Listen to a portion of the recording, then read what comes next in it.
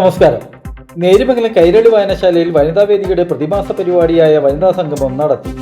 വനിതാവേദി chairperson Vatsala PS അധ്യക്ഷത വഹിച്ച യോഗത്തിൽ സ്ത്രീകൾ നേരിടുന്ന വിവിധ വിഷയങ്ങളെക്കുറിച്ചുള്ള ചർച്ചകളിൽ എല്ലാ അംഗങ്ങളും സജീവമായി പങ്കെടുക്കുകയും അവരവരുടെ അഭിപ്രായങ്ങൾ രേഖപ്പെടുത്തുകയും മാനസിക ശാരീരിക ഉല്ലാസത്തിനായി വിവിധ കലാപരിപാടികളും നടന്നു. ഗാനങ്ങൾ, നാടൻപാട്ട്, കവിതാ ആലാപനം, മൂകാഭിനയം തുടങ്ങി വൈവിധ്യമാർന്ന പരിപാടികളിൽ എല്ലാ അംഗങ്ങളും ഉത്സാഹത്തോടെ പങ്കുചേർന്നു. AR ദിവാകരൻ വിവിധ രംഗങ്ങളിൽ പ്രശസ്തി നേടിയ വനിതകളെക്കുറിച്ചുള്ള ക്വിസ് പരിപാടിക്ക് നേതൃത്വം നൽകി. വായനശാല president Ponnamma MP, secretary V Sivakumar എന്നിവർ ആശംസകൾ അറിയിച്ച് സംസാരിച്ചു. വനിതാവേദി കൺവീനർ സീബ MS സ്വാഗതവും ലൈബ്രറിയൻ ജെമിനി ND കൃതജ്ഞതയും പറഞ്ഞു. പറയുന്നതുപോലെ കഴിഞ്ഞ ദിവസം പറഞ്ഞൊരു ചെറിയ കഥ പറയാൻ തന്നെയാണ് വീണ്ടും തോന്നിയിരിക്കുന്നത്. അത് പറയുകയാണ്, അതിൽ നിന്ന് പ്രയോജനം കിട്ടുന്നെങ്കിൽ കിട്ടട്ടെ. വത്സമ്മ പറഞ്ഞു, കഴിഞ്ഞ ദിവസം കൊച്ചുമക്കളോട് ചെന്ന് കഥ പറഞ്ഞു എന്ന് പറഞ്ഞു. അപ്പോൾ അതൊരു സന്തോഷം. അതായത് 3 തവളക്കുട്ടന്മാർ, അവരിങ്ങനെ ലോകം കാണണം.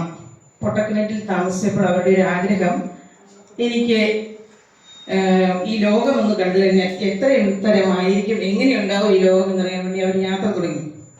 അങ്ങനെ യാത്ര ചെയ്ത് പല കാഴ്ചകൾ കണ്ട് കഥയൊക്കെ പറഞ്ഞ് കൊച്ചുകുട്ടികളെപ്പോഴും നമ്മളിങ്ങനെ പോകുമ്പോൾ വഴി ശ്രദ്ധിക്കാതെ വന്നു. വലിയ വിശാലമായൊരു കുളത്തിലേക്ക് അവരെടുത്ത് ചാടി. വീണ് കഴിഞ്ഞപ്പോൾ ആ കുളത്തിലെ വെള്ളം കുറവായിരുന്നു. പാറക്കെട്ടുകൾ നിറഞ്ഞ ആ കുളത്തിലേക്ക് വീണ് കഴിഞ്ഞപ്പോൾ കരയ്ക്ക് കയറാൻ വേണ്ടി അവർ ശ്രമിച്ചുകൊണ്ടിരുന്നു. 1ാമത്തെ ശ്രമിച്ചു കഴിഞ്ഞപ്പോൾ മടുത്തു. ഇവിടെ കിടന്നാൽ മതി, പോകുന്നില്ല, ഞാനിവിടെ കിടക്കുന്നു എന്ന് പറഞ്ഞു. 2ാമത്തെ അവന് ശ്രമിച്ചു നോക്കി കഴിയുമ്പോൾ പറഞ്ഞു, വേണ്ട, ഇനി കയറാൻ പറ്റില്ല, രക്ഷയില്ല, ഇതോടുകൂടി എനിക്ക് ഈ ജീവിതം ഇവിടെ കൊണ്ട് തീരും എന്നൊരു തോന്നൽ വന്നു.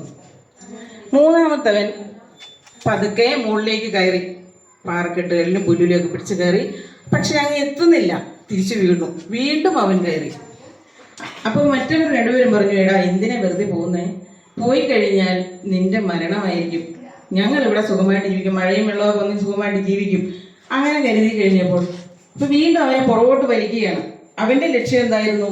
പുറത്തേക്ക് പോകണം, ഈ ലോകം മുഴുവൻ കാണണം, ഈ ലോകം എന്താണെന്ന് അറിയണം. ഈ ഉള്ളിലുള്ള ആ വട്ടത്തിലേക്ക് മാത്രം കിടന്നാൽ പോരാ എന്നൊരു തോന്നൽ വന്നിട്ട് ഇവൻ വീണ്ടും മുകളിലേക്ക് കയറി ശ്രമിച്ച് ഒത്തിരി കഷ്ടപ്പെട്ടു. ശരീരമൊക്കെ മുറിഞ്ഞാണ്, എങ്കിലും അവനവിടെ മുകളിൽ കയറി എത്തി. അങ്ങനെ അവൻ വീണ്ടും അപ്പോൾ ഒറ്റയ്ക്കേ ഉള്ളൂ. ലക്ഷ്യസ്ഥാനം എന്താണ്? ഈ ലോകം ചുറ്റി കാണുക എന്നുള്ളതാണ്. ഇങ്ങനെയുള്ള ആഗ്രഹം നമുക്ക് എല്ലാവർക്കും ഇല്ലേ? എല്ലാവർക്കും തന്നെ ഉള്ളതാണ് അല്ലേ? നമുക്ക് ഈ നമ്മുടെ വീട്ടിൽ നിന്നും ആ ചുറ്റുപാടുകളിൽ നിന്നും ഇറങ്ങി ലോകം കാണണം. ഇപ്പം നമ്മുടെ കൂട്ടുകാരെല്ലാവരും പറയുന്നുണ്ട്, നമുക്ക് എന്ത് ചെയ്യണം, ടൂറ് പോകണം അല്ലേ, ടൂറ് പോകണം, കുറച്ച് എല്ലാവരോടും ഒന്നിച്ച് നിന്ന് കുറഞ്ഞൊരു സംസാരിക്കണം എന്നൊക്കെ പറയുന്നുണ്ട്. അപ്പം നമ്മുടെ കാര്യം നടക്കണമെങ്കിൽ നമ്മൾ കൂടി മനസ്സിരുത്തണം.